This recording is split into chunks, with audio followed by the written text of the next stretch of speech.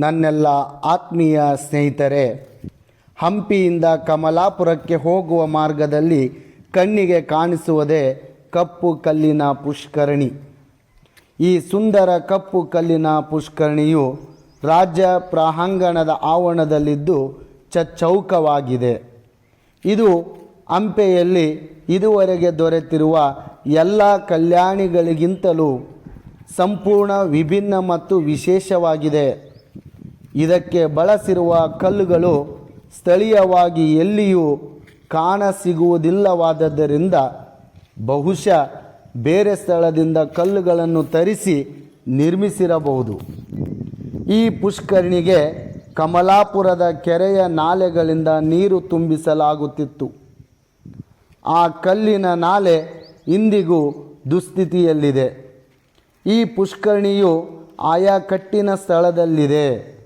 ಇದರ ವಾಸ್ತು ವಿನ್ಯಾಸವನ್ನು ಗಮನಿಸಿದಾಗ ಈ ನೀರನ್ನು ಧಾರ್ಮಿಕ ಕ್ರಿಯೆಗಳಿಗೆ ಉಪಯೋಗಿಸಿರುವುದನ್ನು ಕಾಣಬಹುದು.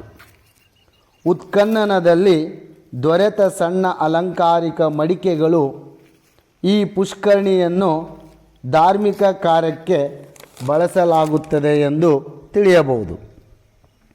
ಈ ಪುಷ್ಕರಣಿಯು ಮೇಲಿನಿಂದ ಕೆಳಗಿನವರೆಗೂ ಚೌಕಾಕಾರದಲ್ಲಿ ನಿರ್ಮಿಸಲಾಗಿದೆ.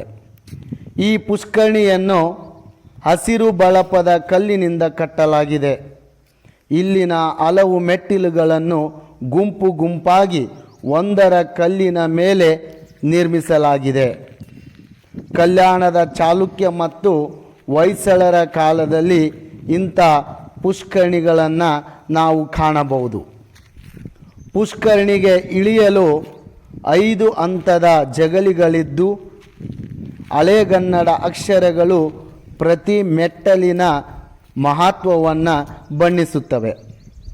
ಭಾರತೀಯ ಪುರಾತತ್ವ ಇಲಾಖೆಯು 1988ರಲ್ಲಿ ಈ ಪುಷ್ಕರಣಿಯನ್ನು ಉತ್ಖನನ ಮಾಡಿ ಬೆಳಕಿಗೆ ತಂದಿತು ಎಂದು ಹೇಳಲಾಗಿದೆ. ಇಂದಿನ ದಿನಮಾನದಲ್ಲಿ ಪ್ರಾಚ್ಯ ಸ್ಮಾರಕಗಳು ನಶಿಸುತ್ತಿವೆ.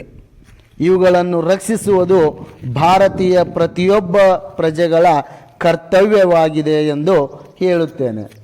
ಈ ವಿಡಿಯೋ ನಿಮಗೆ ಇಷ್ಟವಾದರೆ ಲೈಕ್ ಮಾಡಿ, ಶೇರ್ ಮಾಡಿ ಮತ್ತು ಸಬ್ಸ್ಕ್ರೈಬ್ ಮಾಡಿ ಎಂದು ಹೇಳುತ್ತೇನೆ.